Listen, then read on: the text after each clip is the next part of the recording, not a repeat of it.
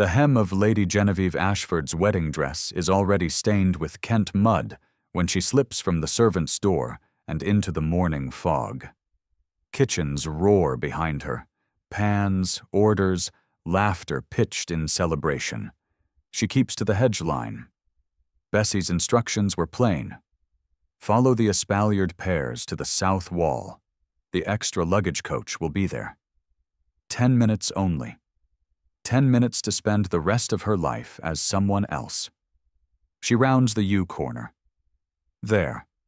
Lacquered wheels, Roth black varnish, breath of horses steaming in the chill. The driver's box is empty. No footman. The door latch gleams like a promise. Genevieve doesn't knock. She wrenches the door and hauls herself inside, skirts knotting around her legs. Her breath fogs the glass. Going somewhere, Lady Genevieve? The voice, low even, uninterested, comes from the dark opposite bench. It could be a blade laid gently across her throat. Her eyes adjust. He sits with the stillness of a portrait. Alistair Roth, Duke of Roth Haven, rumored to be made of iron and winter. Close-cropped dark hair, a face carved in decisive lines. Gray eyes that catalogue her. Tangled hair, torn sleeve, grit on cheek, the smallness of hope. The wedding, he says, consulting a silver watch as if the next coach is due. Noon. I dislike delays. Her hand gropes for the latch. He does not move. That is somehow worse than if he lunged. How? She whispers. The driver, Bessie. Your maid is practical. £50 was more compelling than your future promises. He settles back, boots braced, the posture of a general in a carriage rather than a battlefield. She also suggested I wait here, in case you lost your way. The carriage rocks as he raps twice on the roof. They are moving before Genevieve realizes the world has begun to slide. Ashford Manor shrinks in the narrow glass, then disappears behind bare elms.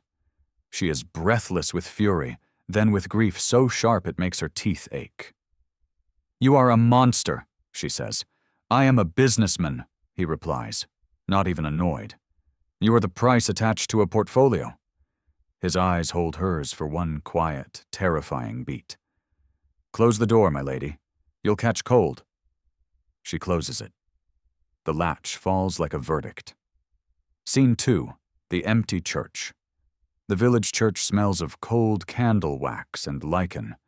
No guests fill the pews, only her mother's small, crumpled figure, and her father upright as a ledger.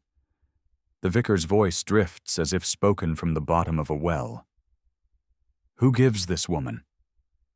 I do, Lord Ashford says, with the eagerness of a man paying the last of his debts. Genevieve's tongue turns to chalk. She looks at the Duke beside her. Coat immaculate, boutonniere winter plain, the pale ring of a watch chain flashing as he lifts and lowers his jaw. When the vicar pauses, Alistair answers cleanly. There is no tremor. There is never tremor. Do you, Lady Genevieve?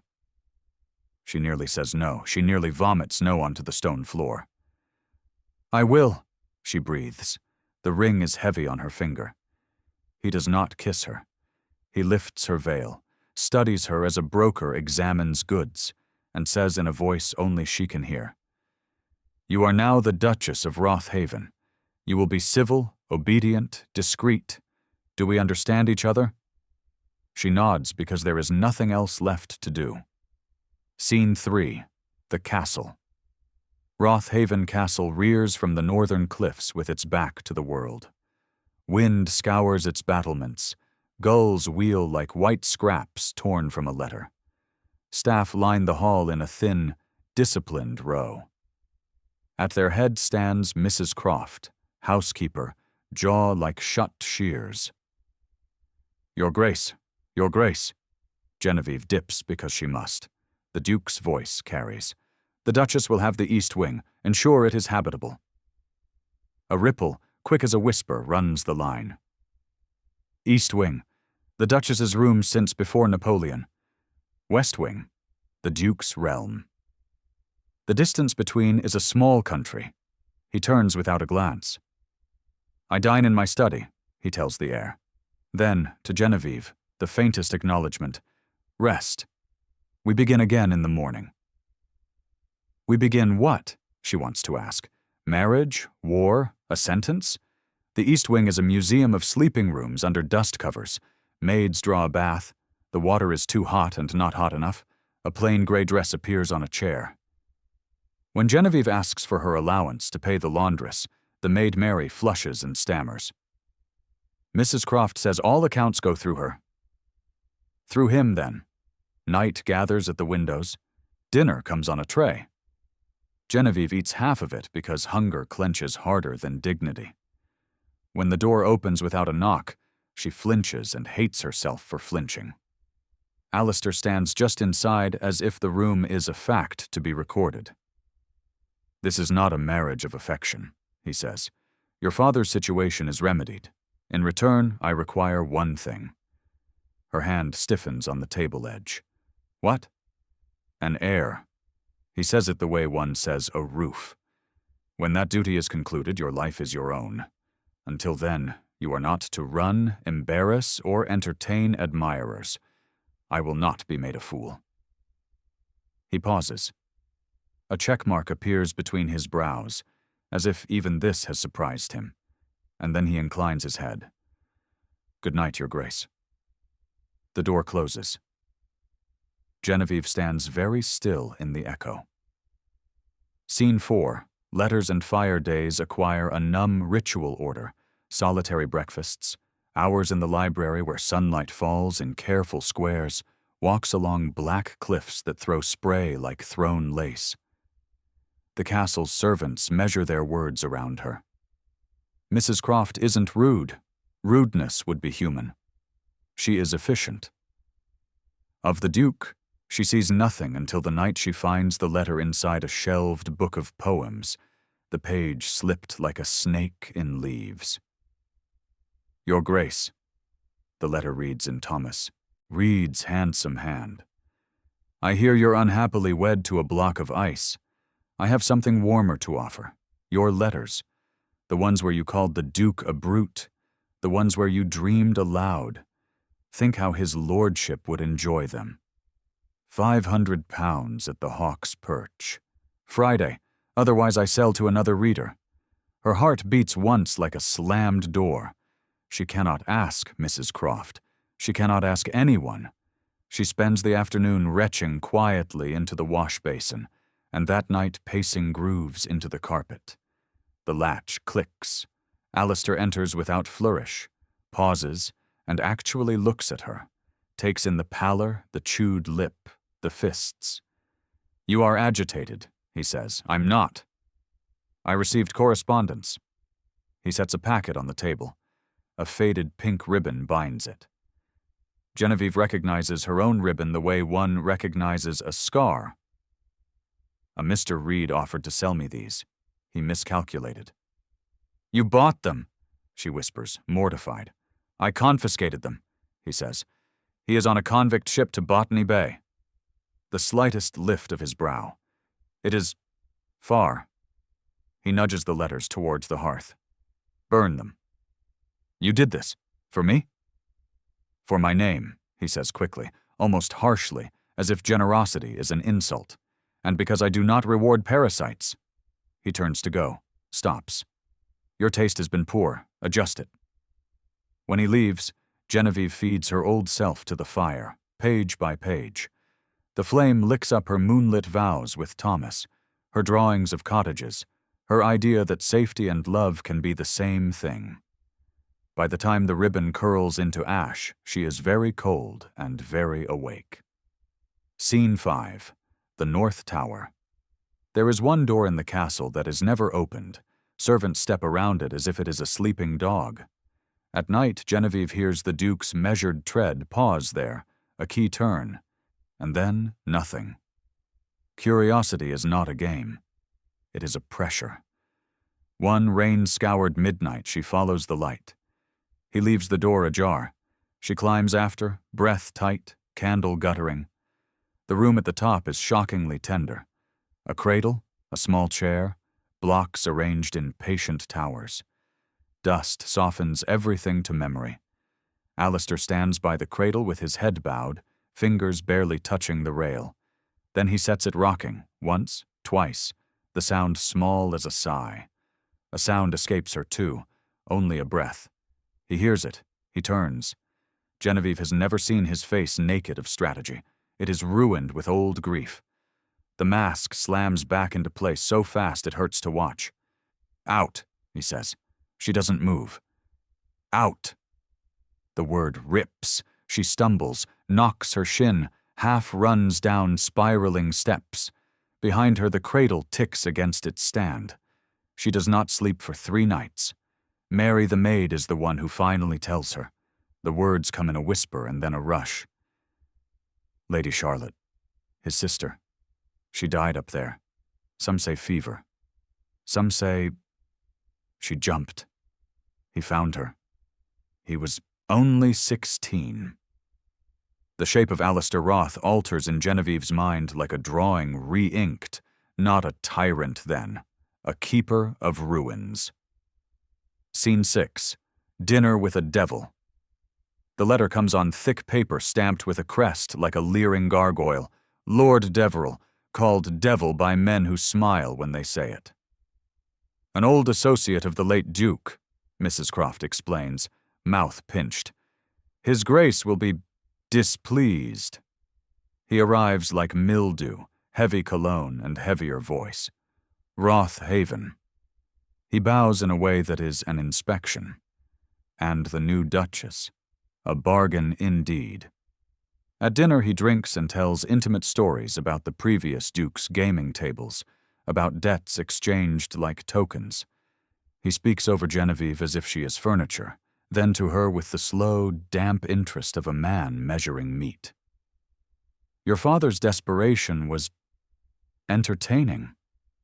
One hates to see a wager interrupted, however. Alistair endures in silence, the kind of silence that drains a room of oxygen. When Deverell corners Genevieve in the corridor after, palm sliding toward her cheek, the Duke's hand closes around the man's wrist with a sound like a trap springing. "You will leave," Alistair says softly. "Tomorrow," Deverell wheezes. "Now." 2 footmen appear as if conjured. The door booms shut. Wind takes the sound and shreds it. In the study afterward, Genevieve stands behind the chair she dared not take. "Why?" she asks. "You could have suffered him and been rid of it." Alistair looks towards the sea. "He destroys what he touches for sport." "You said you married me for my father's roots." "They were already mortgaged twice," he says without looking at her. "Worthless." "Then why—" He at last turns. Gray eyes utterly bare. "Because your father's last and largest debt was to Deverell. Payment due the day after your 18th birthday. He lets the truth settle. The only contract that could void it was marriage. Genevieve's fingers go bloodless on the chair back. "You bought me to save me." "I bought your father to stop him selling you," he answers sharply, as if precision is the only shield he owns. "Do not make a hymn of it. I chose the method I could enforce." He looks away quickly, almost embarrassed by the shape of what he said. Distance seemed safest. "For whom?" she asks. He says nothing. Scene 7. Terms of a new war. The castle is very still after that. The truth runs through Genevieve like a second pulse. Anger thrashes, then quiets, then returns like tide. She finds him in the study 2 nights later because sleep is a stranger, and she is tired of being ruled by ghosts. "You lied to me," she says when he looks up. Her voice does not shake now. "Not about the facts, about why. You chose to be hated because gratitude felt like another chain. Perhaps you've never considered what you did instead. You locked me alone with my imagination." He takes the blow without flinching. "Cruelty was not my intention." "No," she says, stepping closer. Control was. He presses his lips together.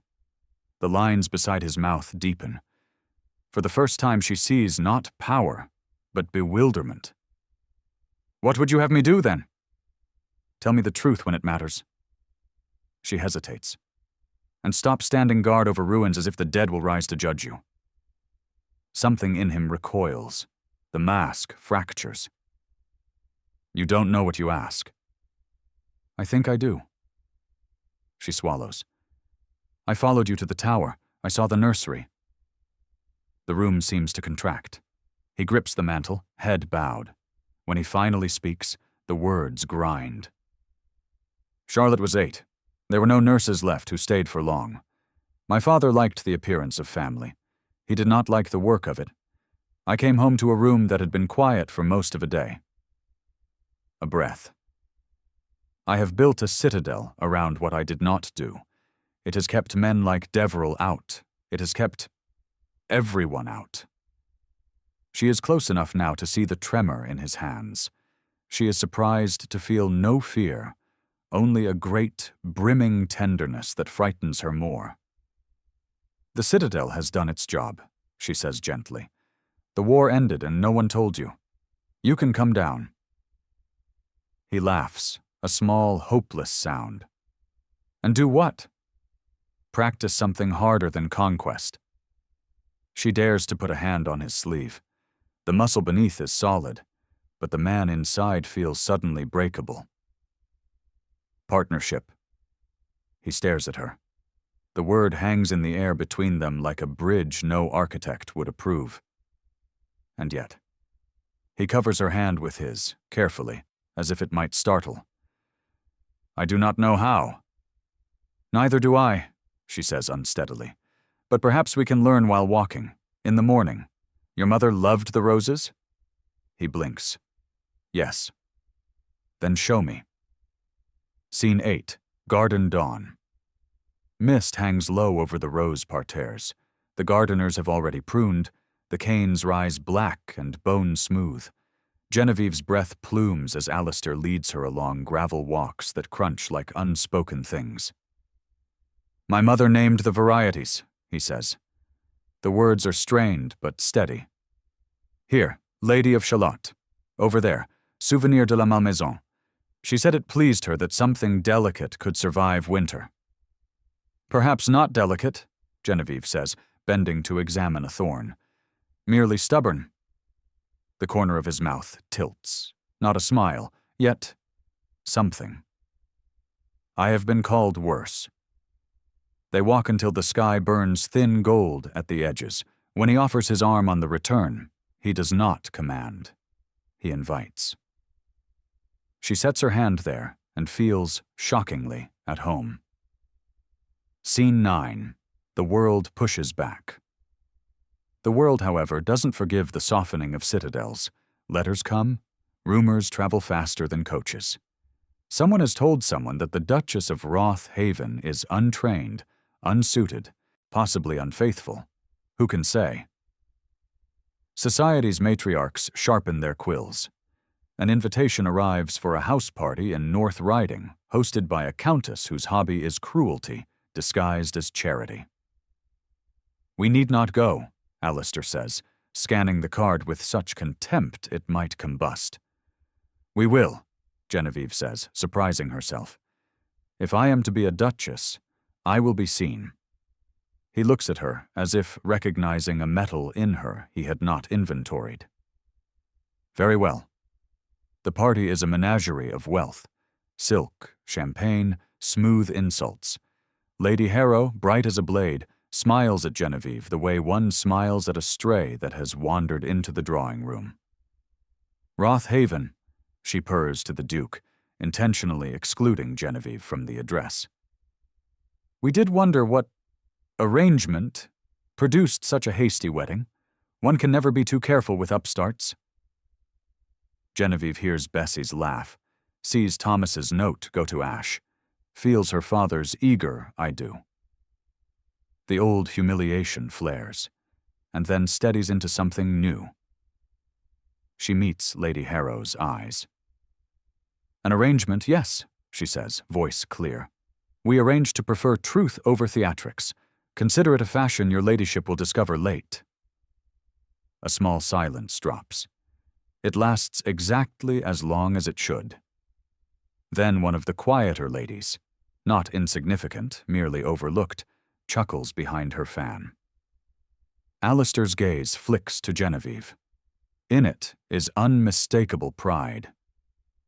Later, when a gentleman, tipsy with his own jokes, asks Genevieve if she misses the simple pleasures of the stables, Alistair's look alone freezes the man where he stands.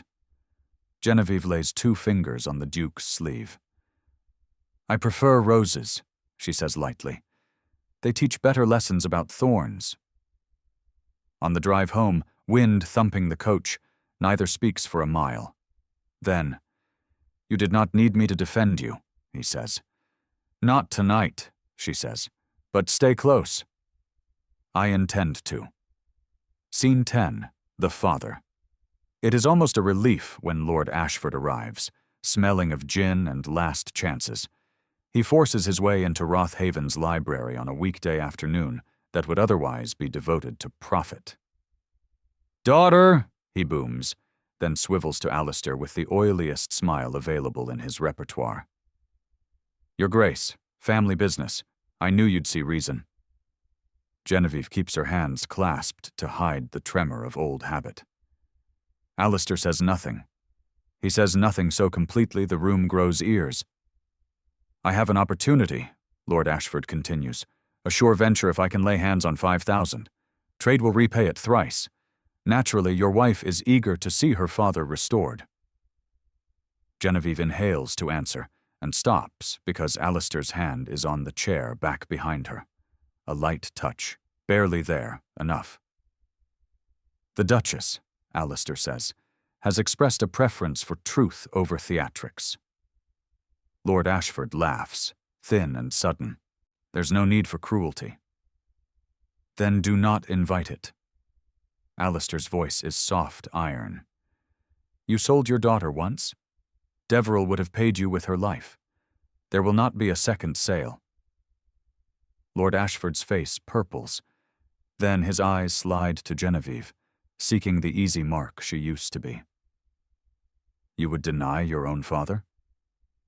Genevieve feels the old gravity, guilt, duty, the horrific reflex of excusing the inexcusable.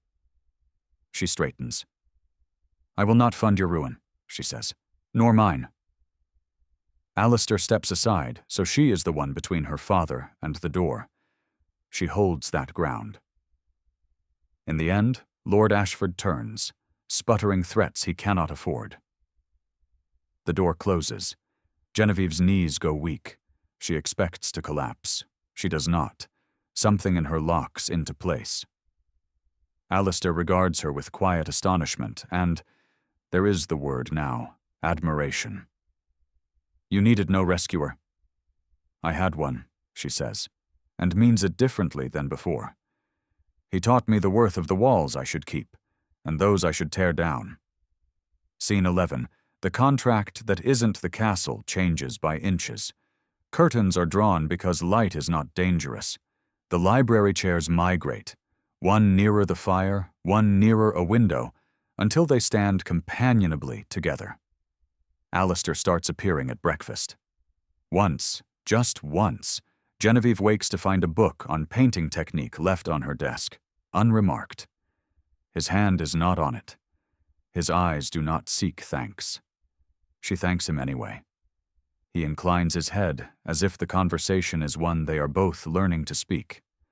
The night he knocks on her door and actually waits for her voice, she is almost too startled to answer. Enter. He does, still in shirt sleeves, hair roughened by wind. He stands inside her threshold as if thresholds matter. Duchess, he begins, and then corrects himself with care. Genevieve. She hears the hinge of the world creak.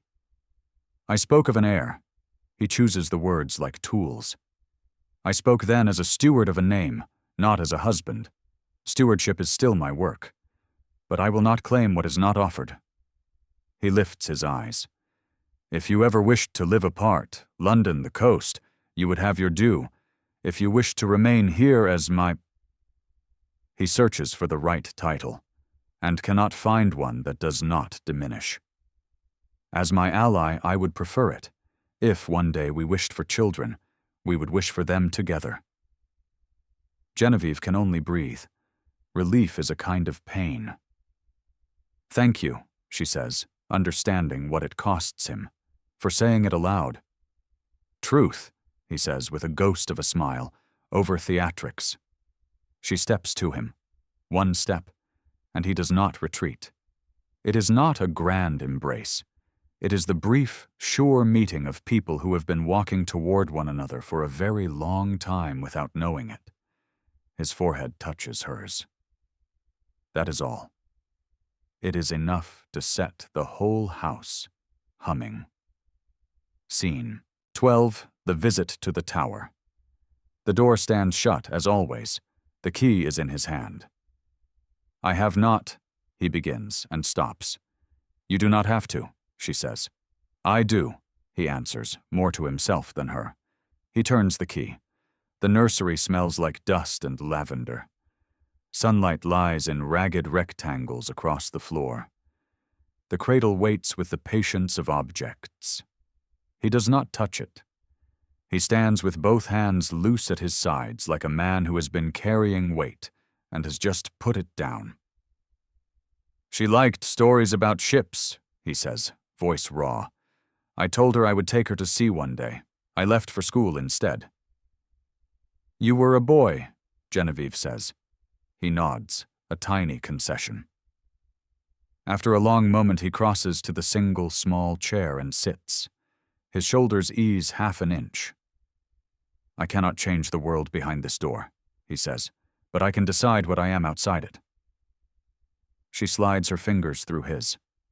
They sit in the quiet a while and let the old pain make room for something that feels, startlingly, like peace. Scene 13. Epilogue in present tense. Spring unfurls, the roses knife red buds through black cane. Letters continue to come with their acid gossip. Fewer are answered than before. The east wing grows lived in. The west wing ceases to feel like a barracks. The study is sometimes a place for ledgers and sometimes for chess. Genevieve learns the castle's drafts and the staff's hidden kindnesses. Mary laughs again. They take to walking at dusk. He points out the ships he owns by their lines. She names cloud shapes. He learns to say I was wrong without swallowing glass. She learns to say I want without apology. They both learn to sleep.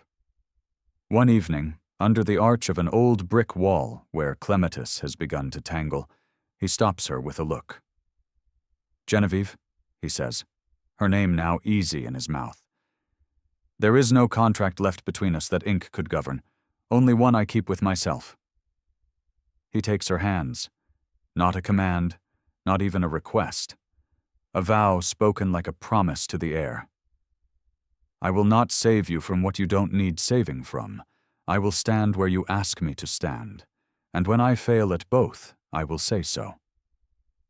She laughs then, bright and a little astonished, because this is what she could not have imagined in that first dark carriage, that the Iron Duke's truest metal would be humility. She answers in kind. "I will not make you perform comfort," she says. "I will tell you when silence hurts and when it heals. I will remind you the war is over whenever the drums call you back." He bends, finally, carefully, as if the act is a new language, and kisses her. It is not a conqueror's kiss. It is something built, brick by tender brick, with two sets of hands. Wind lifts the rose leaves. The sea throws light back at the sky. Inside the castle, somewhere, a cradle stands in a room that is no longer a tomb but a chapel. Its emptiness is not an accusation now. It is a reminder. Love is not proof against loss, but it is proof against becoming the loss you fear.